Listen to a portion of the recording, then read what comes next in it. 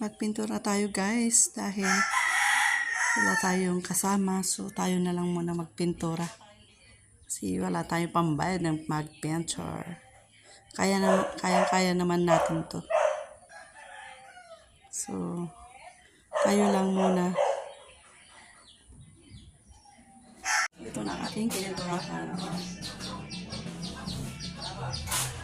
Hindi ko maabot yung iba.